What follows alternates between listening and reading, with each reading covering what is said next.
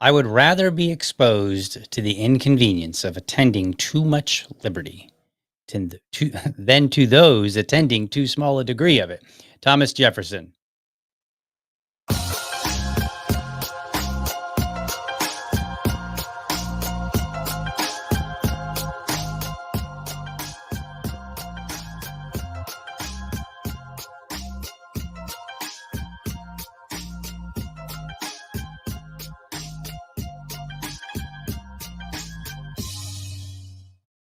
All right. Good morning. Welcome to another episode of the Liberty Dad podcast, a discussion on politics and culture. If you're tuning in live, thank you so much for giving me your time so early.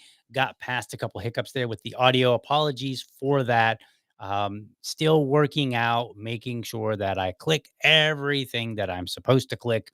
There are a lot of buttons here, and my switch to Rumble Studio has changed things. So, I've got a couple of years using StreamYard, and now I have to, I'm basically using a different platform now to run things, and then because you know, because it's a different platform, because it's a different layout slightly, sometimes my old ways go back to me, and I'm like, oh, I don't have to click that. So anyway. Now let's see. I've got a question in the chat. I think I'm seeing this. Let me take a quick look. Um, is it live or Memorex? I don't know what Memorex is. That I'm not really sure what that means, but we are live. Um, this is not pre-recorded, so we're back to doing live. Things are back to normal here. All right. So what we're going to talk about today, we are going to talk about self ownership. Now, I mentioned it in yesterday's episode that I was going to kind of go back over some episodes that I had in the past because I think it's a good idea. So, way back in episodes number like 42 through like 47, back before I even hit triple digits for this podcast, we're on episode 447 today. And so, like, literally 400 episodes ago, um, I discussed self ownership, the non aggression principle, and freedom of association. I spoke about those as fundamentals. So these are what I consider to be the three pillars of libertarianism. Like, with these three things, you can cover a lot of ground. Now, you might be asking yourself, well, Dio, if you already talked about them, why would you talk about them again? Just point people to those episodes. Well, fundamentals need to be revisited regularly. Now, I chose these three as my fundamentals, and I'll get into that in just a moment. But I want to tell you something. When I was taking martial arts, my martial art instructor, when I was like 15, he said, you watch all these movies on TV and people are doing like backflips and kicking like 12 people before they touch the ground and like all this great. He said, yeah, these fancy moves are great. He said, but if you know the fundamentals, you can beat somebody. If you know them and you know them well, you can beat somebody who can do all this fancy stuff. And so I think the fundamentals need to be revisited regularly from libertarians, because, like in sales, people need to hear it repeatedly, right? Like, sometimes you say something and people remember it, but sometimes it's a concept and it needs to be repeated because that concept needs to be understood how it's applicable in different areas. Another reason that we need to revisit these regularly is that they're not as widespread as we would like them to be. And the way to change that is to talk about them repeatedly. Another reason is it keeps it fresh, right? Like, so in episodes when I was back in episodes like 42 to 47, and I was talking about these things, there were certain things that were simply not part of the conversation nationally. And so if we revisit these ideas periodically, then we can say, okay, well, last time I talked about this, I brought in this element of, whatever was the topic of the day. Today there's a different topic of the day. So I'll talk about that, and I will show you how these fundamental ideas can be talked about with the current topic at hand.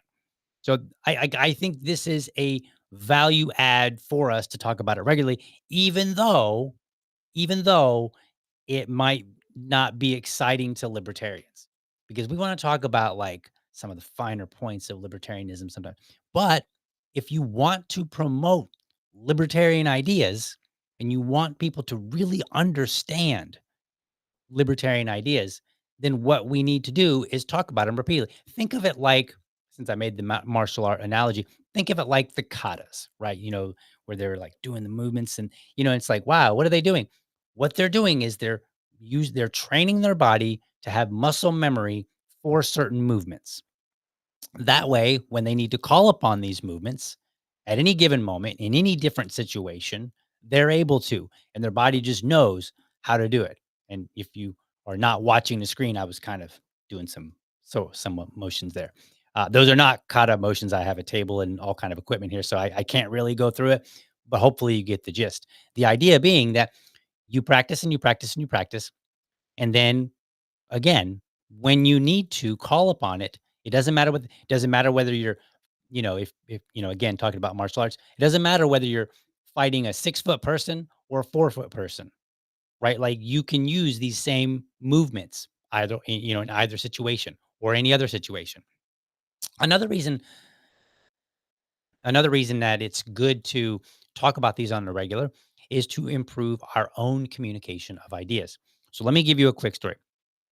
Everybody knows that I am a big fan of Toastmasters, and I attended Toastmasters for several years. Every Tuesday morning, I would go. And my wife actually went most Tuesday mornings as well. And she was part of that same group. And she experienced something very interesting while attending. Normally, my wife talks about real estate all the time. Like that's her world. That's where she is. She talks about real estate.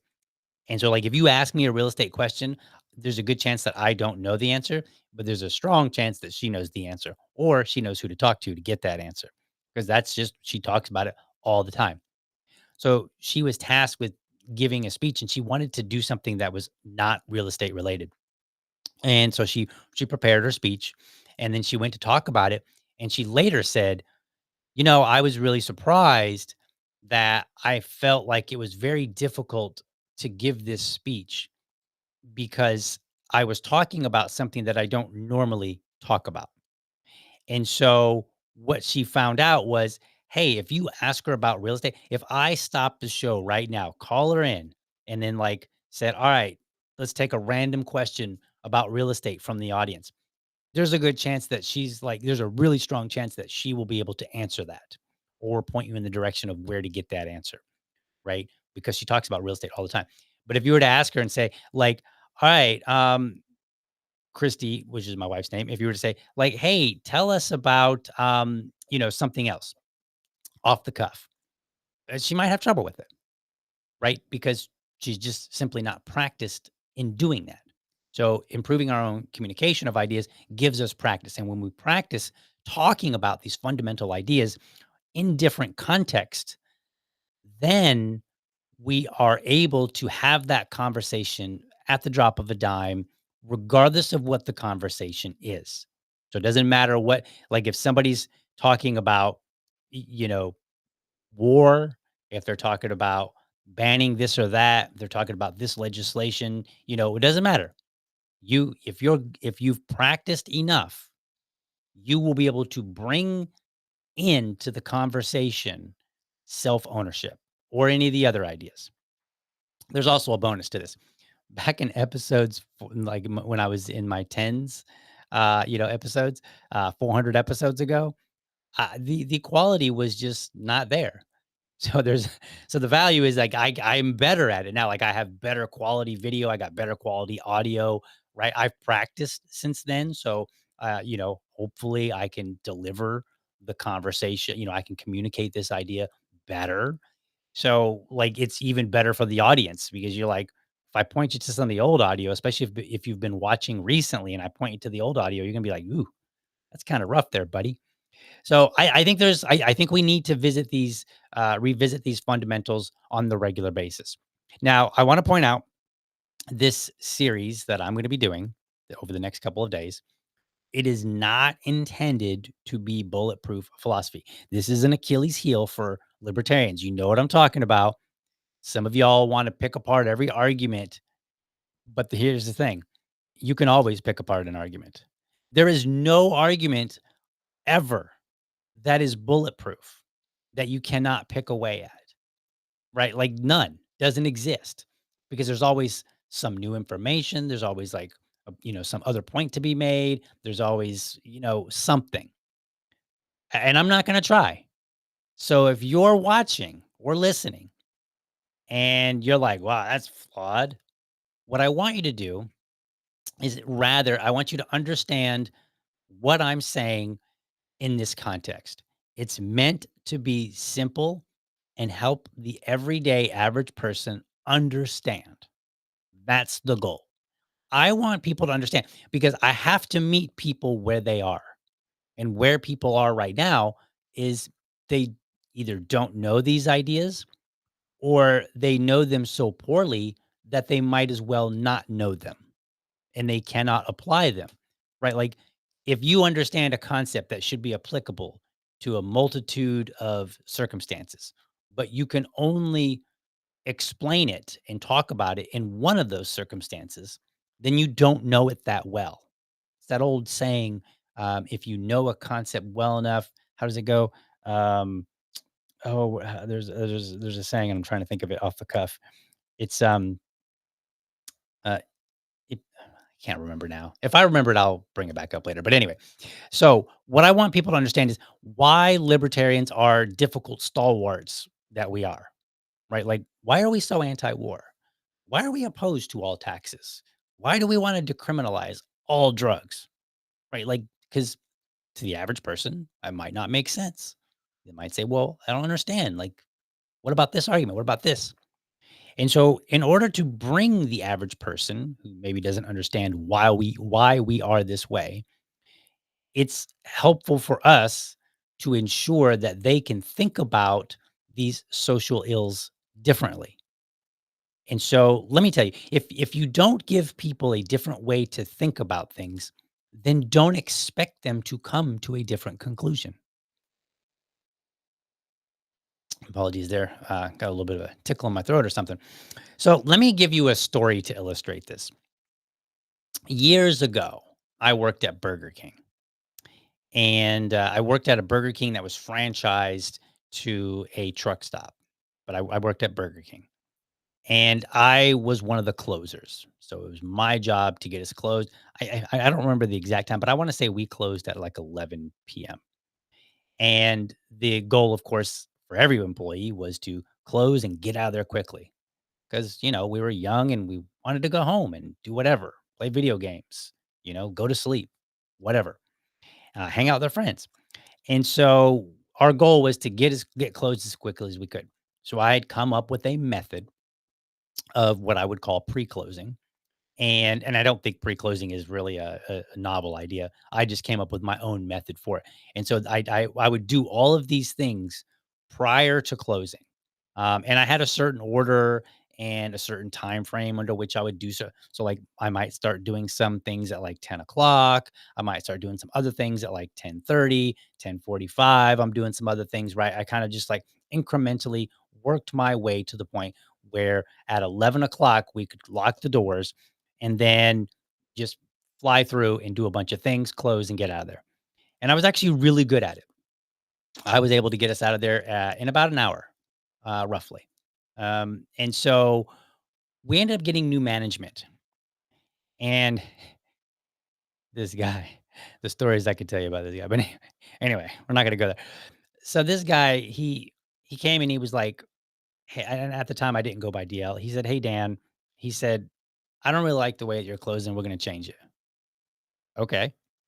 But he didn't tell me. He didn't tell me any different way. He just said, "I don't like the way that you're doing it." Okay. Well, new management, new rules. I get it. No big deal. So I'm like, all right, well, you have to let me know how you want it to be done. And and then he brought it up again later, and I was like, well, hey, I was like, you haven't shown me any other way to do this, and I don't know any other way to just close that might make that you might find satisfactory. So I was like, can you stay before you leave? Before you leave, can you come back here and kind of lead me through the ways that you would have me do this? And he was like, yeah, yeah, yeah, sure. And then he didn't. And so then later he was like, pulls me aside and he's like, "Dan, um, didn't I tell you I don't like the way that you're doing this?" And I was like, "Well, yeah." I said, "But you haven't shown me any other way, and you said you were going to, last week, 2 days ago, whatever time frame it was." I was like, "You said you were gonna show me how, and then you didn't." And then he made a promise. He was like, "Okay, well, okay, you're right. I didn't do that." He goes, "I tell you what, let's do this. We will close your way, and then we'll close my way for like a week. I'll show you how, and we'll do it for a week, and we'll see whose way is faster." And I said, "Okay, that's fine. Like, no big deal."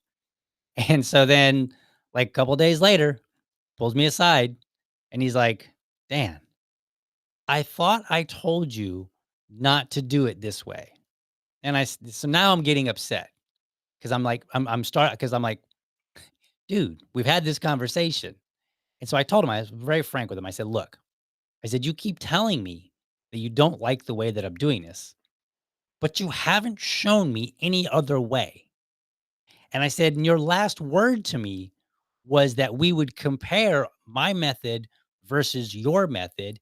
And then whosever method was faster, that's where we would land."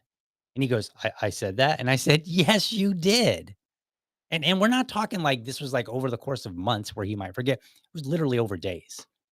And so this was a huge frustration because I'm like, okay, fine. You don't like the way that I'm doing it. Tell me what way you want it to be done. Like, let's go there. So anyway, here's what ended up happening. I decided for that reason and other reasons, I didn't like him and I wasn't going to work for him. So I went and found another job.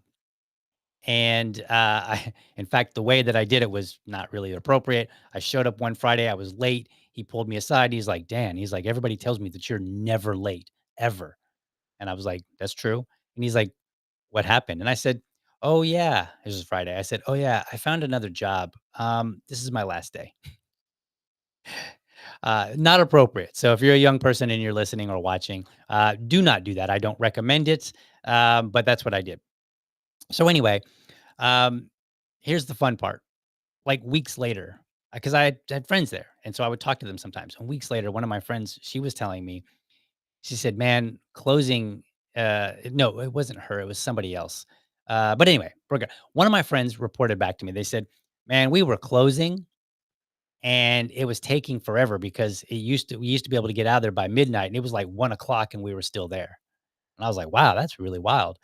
And then she or he or whoever it was told me, they were like, "Yeah, so and so told him flat out, if Dan were here, we would have been out of there by now." So anyway, I'm not really trying to tell this story to boast about me, although maybe a little bit. I mean, it is my podcast, right?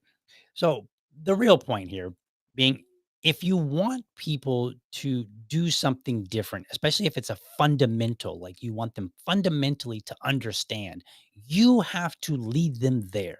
You can't just say, "That's bad, think differently."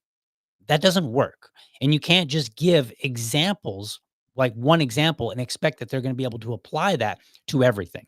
It just doesn't work. You have to lead people through the issues, right? You have to constantly communicate.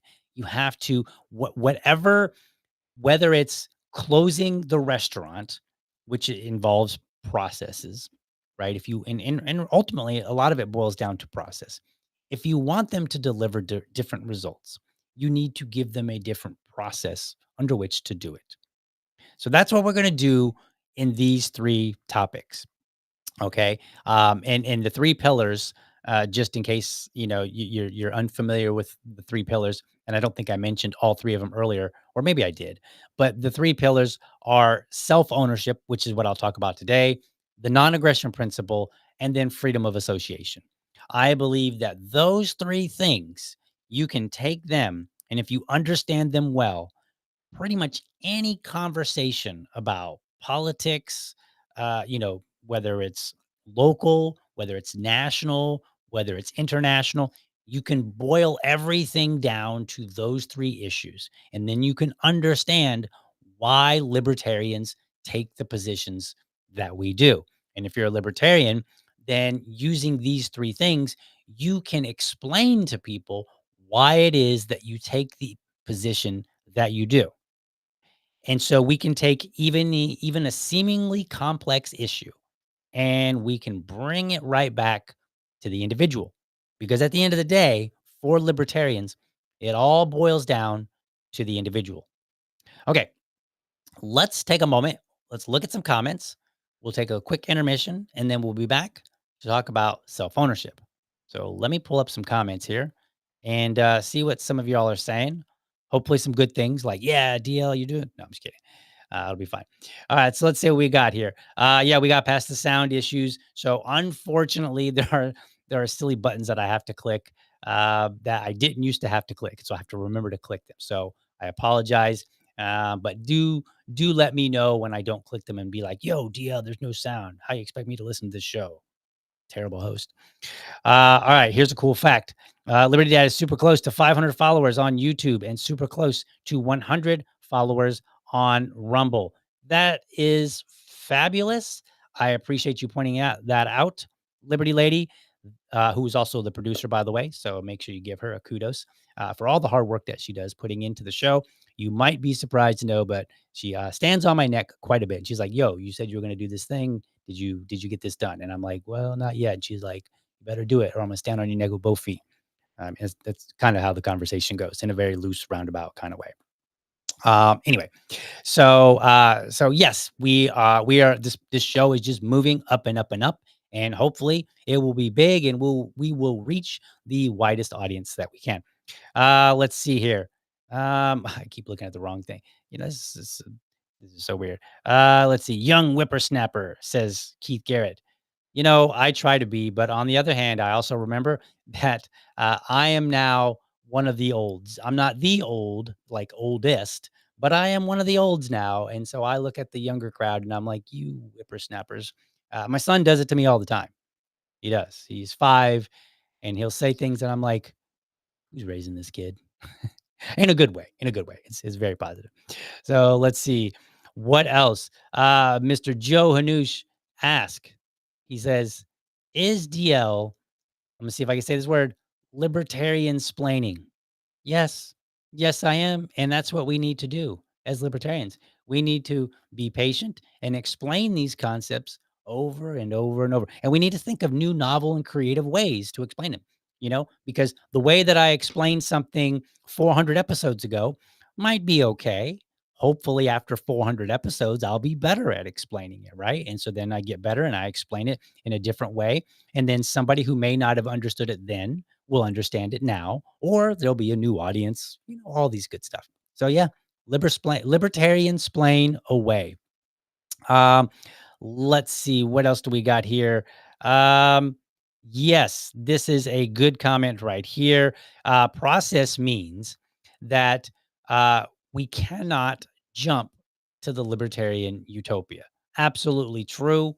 And honestly, we can't jump to the libertarian utopia unless people understand it, because we need people to help us get to that libertarian utopia, whatever it looks like. And so this is another argument. Like, if you want to get to that world set free, as we like to say, then get comfortable talking about the most basic, simple things over and over and over again. That's how we get there, by getting people to understand our positions better and improving our own selves at the same time. All right. Let's now move into a quick intermission, then we'll be back to the show. Hey, Liberty fam, do me a favor. If you enjoy the show, be sure to hit the like and subscribe button to my channel. And for the really serious folks out there, I want you to hit that bell so that you never miss an episode. By the way, if you want to support the show, head over to libertydad.locals.com and sign up. For $5, you can be part of this show. There, I'll engage supporters of the show. We'll discuss topics that you want me to talk about, response videos that you would like to see, or anything related to the show. And I'll even have a monthly subscribers only episode. By the way, I'm always looking for dads to join me for Dad Talk. That's my series where I invite everyday dads on to talk about what's important to them in the context of being a dad. No argument, no debate, and dads choose the topic. It's my way of raising dad voices. If you're a dad or you know a dad who has something to say, let's get connected. Episodes air live on Friday mornings or Friday evenings, whichever works best for dads. All right, let's get back to the show.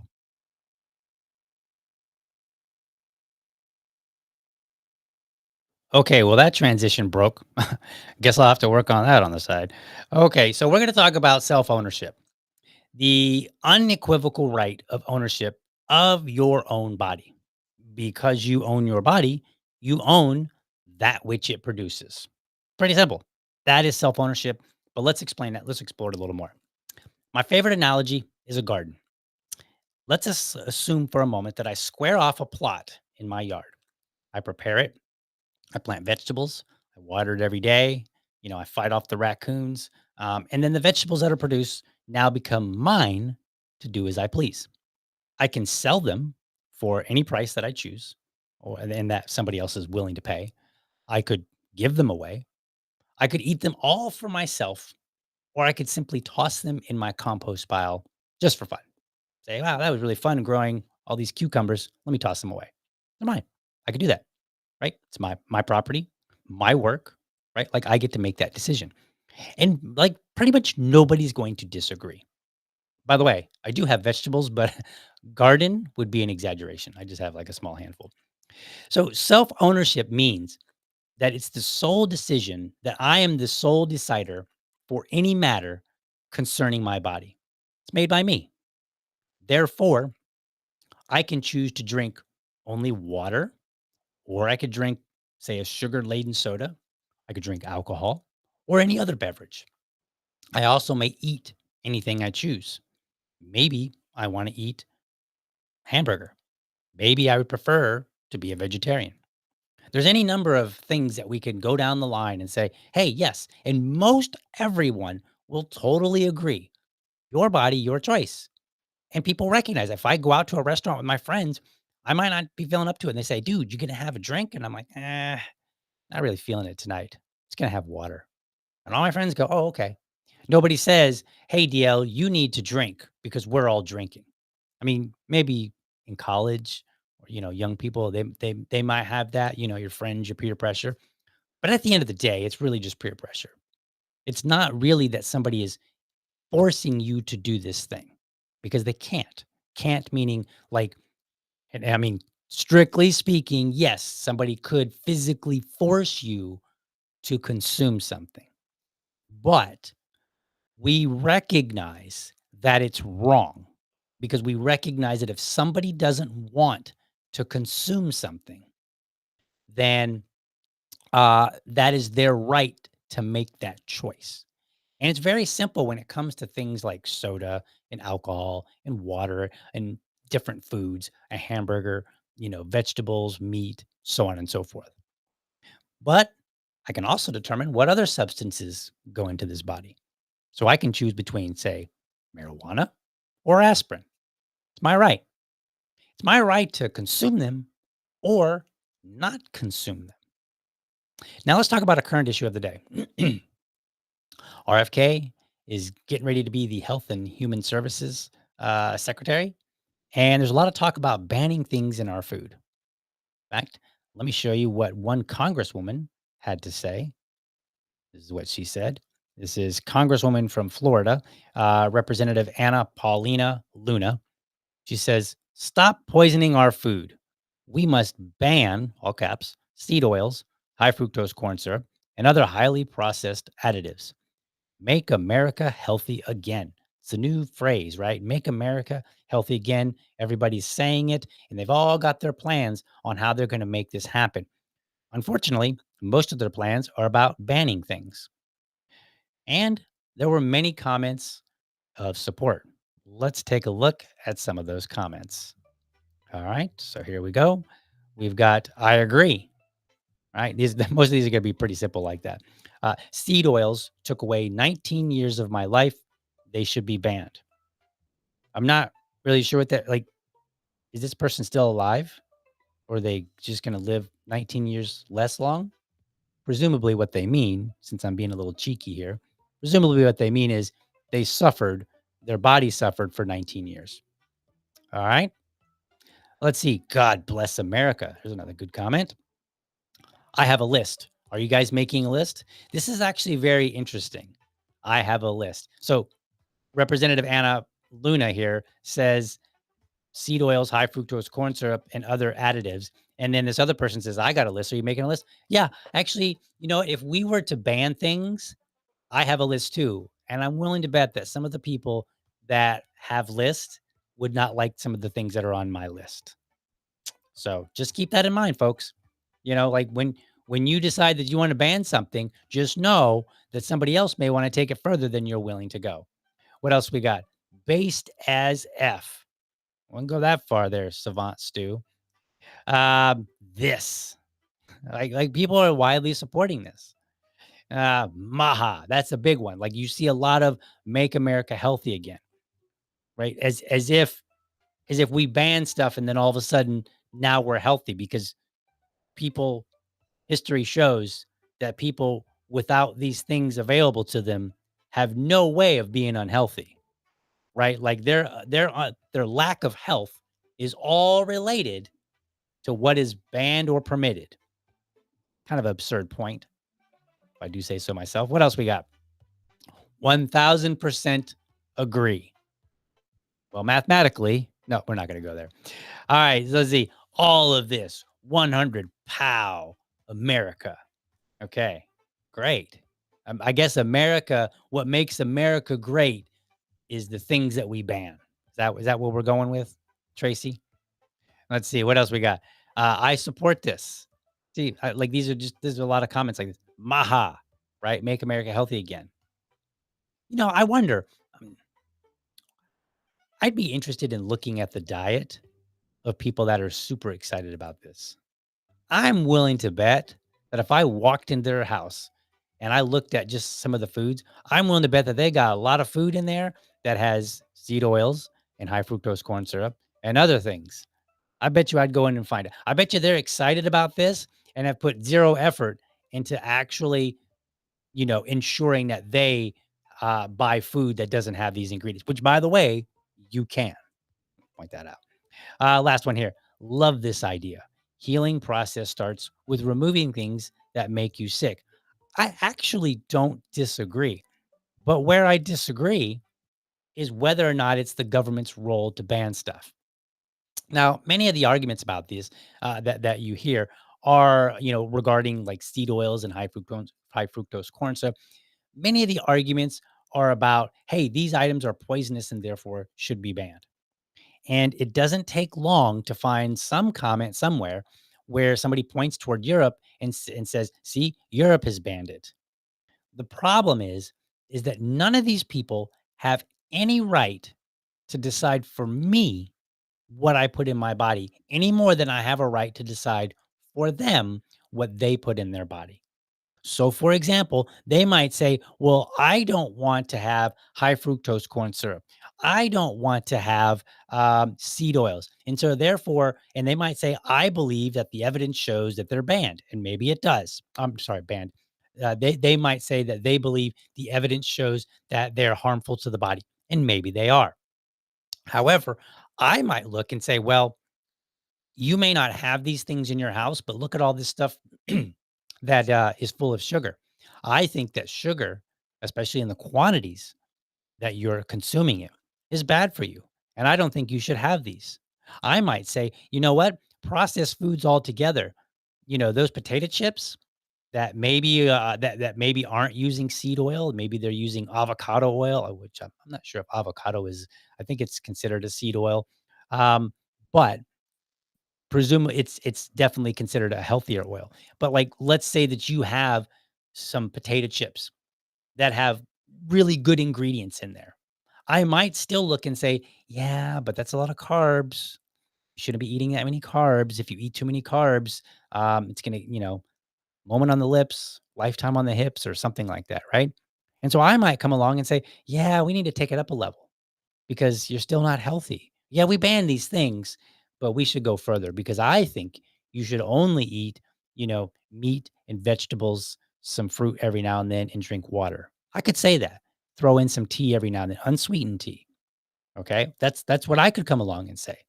And I can make the same arguments that you're making, like these, maybe not these things altogether are poisonous, but in the quantities that you're consuming them, they are. So therefore, you shouldn't eat them at all. In fact, you might remember Jack LaLanne. Jack LaLanne lived to be like 96, I think. We all thought he was going to live to be like 150. He was very, very health conscious, and he would tell people, he would say, if it tastes good, spit it out. So imagine that I'm a health advocate and that Representative Luna says, well, we got to remove these things that are poison. And then I say, in fact, imagine that I'm not only a health advocate, but I'm a representative. I'm a Congress member, just like Congresswoman Luna. And let's say I go and I go, yeah, we should remove anything from people's diet that tastes good, right? Like, imagine if that's where I went with it.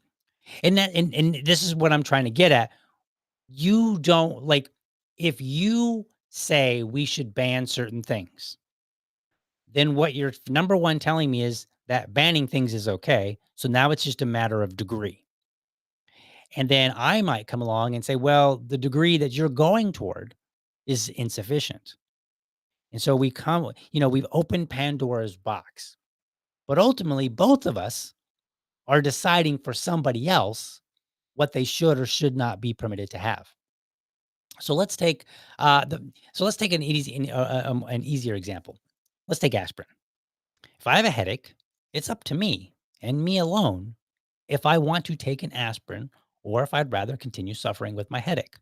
Or maybe I might decide that that aspirin, I don't need to take aspirin. It's a pharmaceutical. Maybe I don't trust pharmaceuticals for whatever reason. And so maybe I say, aspirin could work to fix my headache, but I think I'm better off drinking water, right? Maybe I say, I'm probably just dehydrated. That's why I have a headache. So I drink water and then I go lay down. Now assume for a moment that I would tell everybody, you should do the same thing. People would object, rightfully so.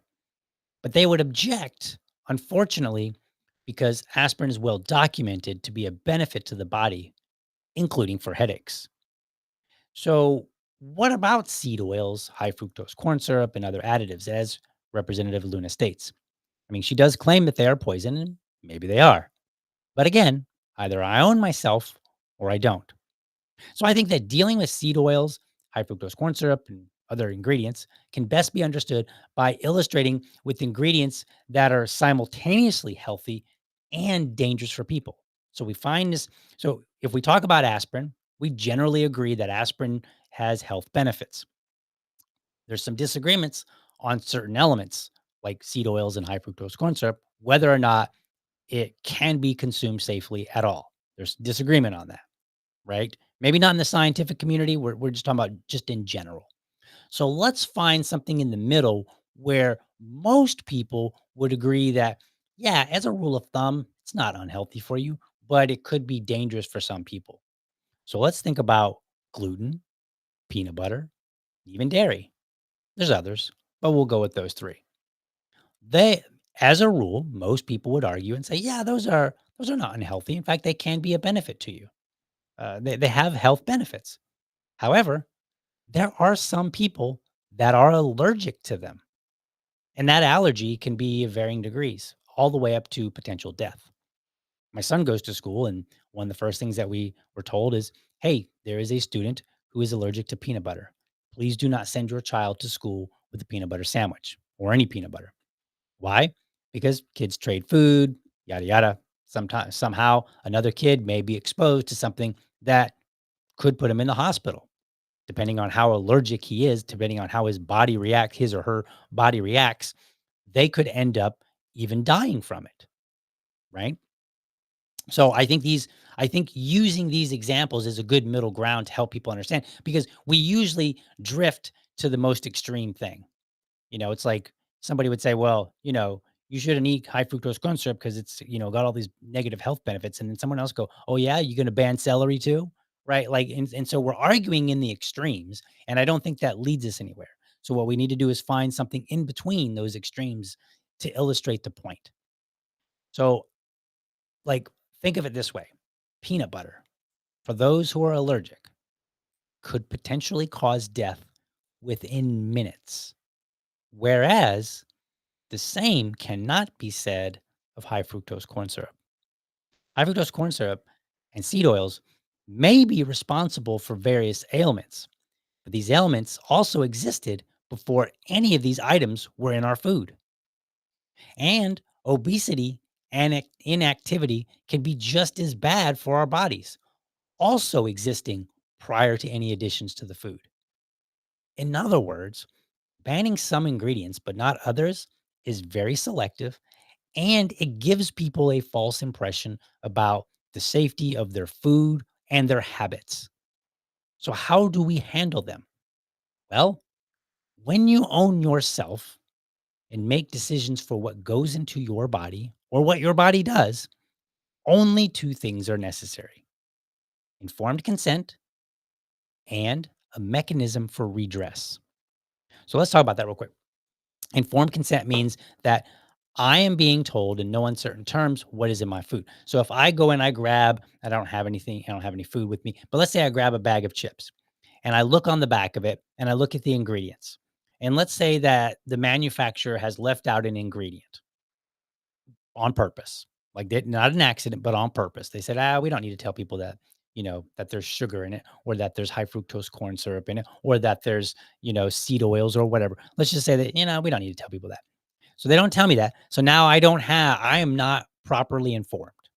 I'm not able to make a proper decision and say, looking at the ingredients here, I think I'm willing to consume this bag of chips. Right. And because of that, because they've hit it intentionally, I should have redress. In other words, they should be held liable. That's the only thing that is necessary. Now, if you go back in the years, you'll find that tobacco companies were once demonstrated to have known the dangers of cigarettes, and they intentionally hid that knowledge. Even argue to the contrary. They would even come out and make ads and work with different organizations to kind of promote that smoking cigarettes was actually possibly even healthy for you, right? And because of that, they ended up in many years later, they ended up being held liable for it, and people got a big payout. That is the only thing that is necessary, is informed consent and redress. And then I can decide, as long as you, whoever it is that's making the food, has been very clear about the food and what you know about it. So if you've studied it and you said, hey, we believe that this is generally healthy, but some people may not be able to tolerate this particular ingredient. So be mindful. Okay, great. So I can look at it and I go, well, this ingredient here, they said might cause harm to some people, or some people may not tolerate it very well. And then I might look and say, but I've eaten this food over here that also has that ingredient. So therefore, I think I'll probably be fine. And then I have made an informed choice. And that's simply all that was necessary. But if they lie to me, then they should be liable for that.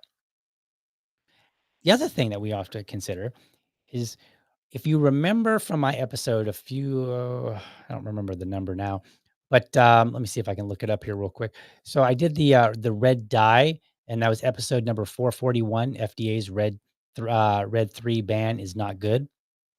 Go check out that episode. It was a good episode. But in that episode, I pointed out that, number one, the government can be very, very slow about things, right? And because of that slowness, we cannot necessarily rely on them to get the most informed consent, right? Because, like, if they're slow to figure things out, but they're allowing it, then, well, I'm not able to make informed consent, and I can't look at the FDA and say, "Hey, you drug your feet, or you made this process, of discovery longer than it was supposed to be. So therefore, we don't have redress against them." The other thing that I pointed out in that episode is that, oh, I lost my thought on that one. Oh, I hate when that happens. I hate when that happens, and it's live. It's a live show. It's so terrible. And I'm just talking right now, hoping that the thought will come back to me, because I had a great point that I was going to point out, but I've forgotten what it was. It just went bye bye. But at any rate, The idea here is being that informed consent and redress is necessary for us to be able to make proper decisions. Oh, I know what the point I was going to make. So in there, I was pointing out that while it took some 30 some years for the FDA to come around to banning red number three, there was a petition that was filed like in 2023. And that petition, if you look at the top of the petition, it lists all these organizations, these health advocate organizations. So in today's age, especially in today's age, more so than it was even 50 years ago, but it still existed 50 years ago, um, we have entities, we have individuals that are just putting out information, we have organizations that are putting out information. There is a wide amount of information for all of these things. So today, more so than let's say 100 years ago, the idea of informed consent and redress should be even more popular because we have access to more information. We have more entities that are out there looking out for us. So you can have this organization. I'm going to make up a name. Let's just say that you have an organization called the Health Advocates for Better Potato Chips, right? I'm just totally making this up. It's contrived, but the point being is we know that these kind of entities can exist because they do exist. But let's say that you have the Health Advocates for Better Potato Chips, and they go out and they just simply research potato chips, and then they come out and they say, "Hey, here are the best potato chips based on the ingredients and based on all the science that we can find regarding all the ingredients that they put in them." Right? That goes toward this informed consent. I don't need to ban things. All I need to do is just be informed. And as long as the companies that are providing it to me aren't misleading me, as long as any health advocate organizations that are also doing it are not misleading me, then I have my informed consent. And it actually works faster than the government, which is another reason why bans just they're behind. I mean, don't you think about that red dye number 3? Just assume like it's not been proven necessarily that you will get cancer from it, as I demonstrated in that episode, but it did take them some 30 years to ban it, which means like 30, and I think it was actually longer than 30 years, but the totality of from the moment that people started questioning whether it should be in there and saying, "Hey, maybe we should remove it." That time was 30, but it was actually an ingredient for much longer than that, like 100 years, because it came about, I believe, in 1907. That's when we first started getting it in our food. 1907. It's over 100 years. Okay. And so for over 100 years, like people's entire lives, they had possibly been consuming this. And it took over 100 years before the FDA basically said, yeah, no, that shouldn't be an ingredient. And 30 some years from the time that somebody said, hey, maybe this shouldn't be an ingredient. So the free market works faster than even our government. So the idea that bans are a good thing, this is why I say it gives a false sense of security. We don't want that. That's not informed consent. And if we lead people to believe that so long as it's in the food, it must be okay, then we are doing them a disservice and they can't make the best choice for their body. How can I make the best choice if the bureaucrats are fighting it out for 30 years? Right. And maybe I listen to some health advocate or a health advocate organization and they say, don't eat this thing because it's bad for you. And maybe they're wrong and I don't eat that. Well, at best or at worst, I'm denying myself the pleasure of eating those things. On the other hand, if they come out and they say, this is definitely bad for you, we can prove it, and they're wrong on that, or I'm sorry, the other way around. If they say it's if it's definitely okay to eat, there's no health danger here whatsoever. And then I find out that they were intentionally wrong, not that they learned more as we went along, right? But they were intentionally misleading me. Then I should have a claim against them. And that claim helps ensure that people do not lie to me, whether it's the company selling me the food or whether it's a health advocacy that's telling me something like, "Hey, this is a good thing. Go ahead, eat plenty of it. Eat two handfuls, if you will, right, every day." And then I do, and then I find out that they misled me that they knew better, well, then I should have a claim against them. I want you to think of another last example. Think of a simple haircut. How long does it take to spread the word that somebody is bad at haircutting? Not at all. And I'm drawing up on my memory from when I was a kid and I would go and get, because I don't have any hair now. So like there's not really a simple haircut for me to have. I mean, I shave my head, but I don't actually have like nice flowing hair that I go and regularly get cut. But when I was a kid, when there wasn't any internet, I was able to go and get a haircut. And I could ask my friends and say, "Hey, where should I get a haircut?" And they go, "Oh yeah, go to such and such place. Really great job there. Ask for so and so. They're the best." And the word got spread. Today, we are in a much different world where we have access to the internet. Like I could get on the internet right now and say best haircut places, and I will be almost overwhelmed with resources to identify the best haircut. Same thing applies to the stuff that's in our food.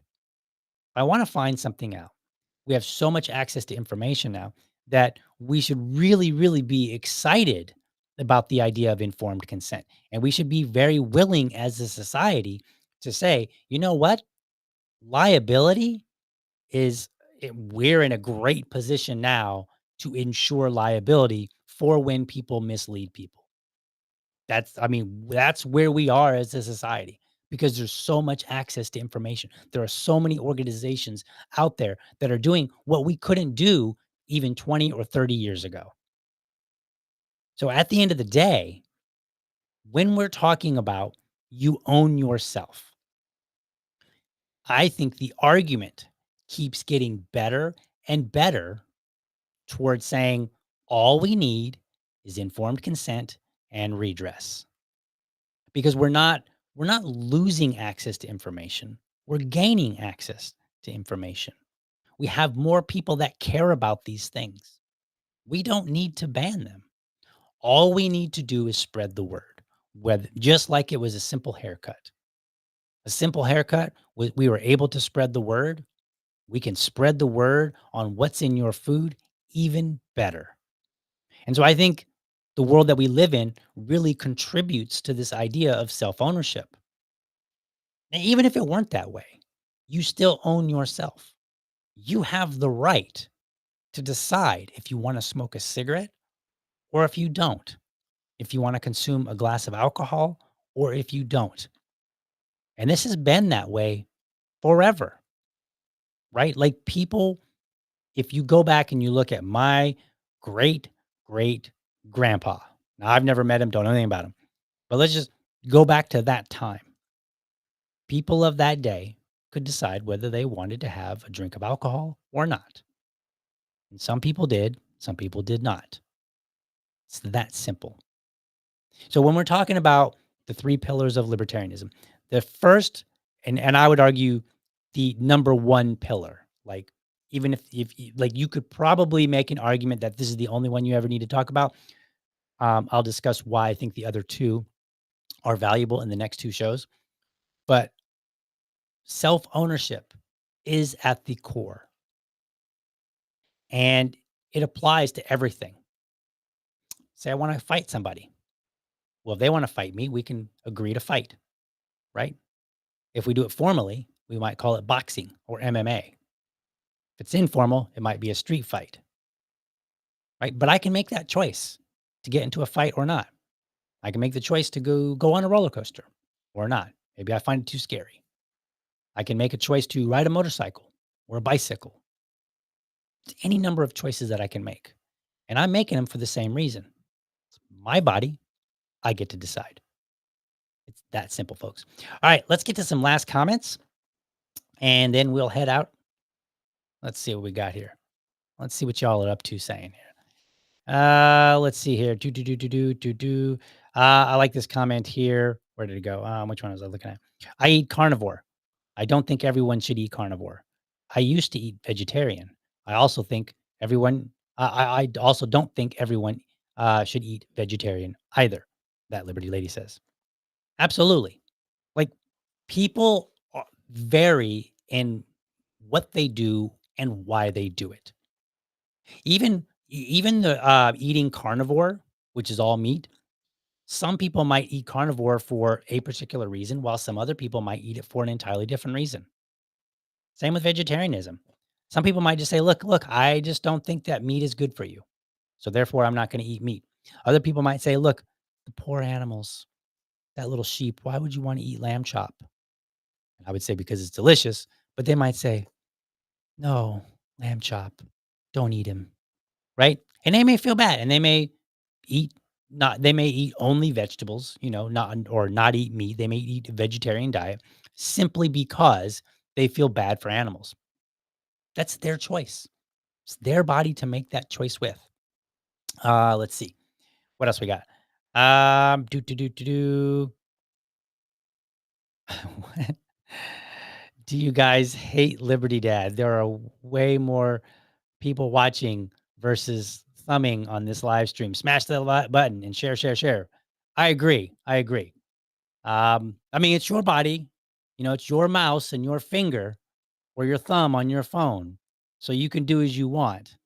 But we encourage you to go ahead and hit that like button, subscribe, and so forth.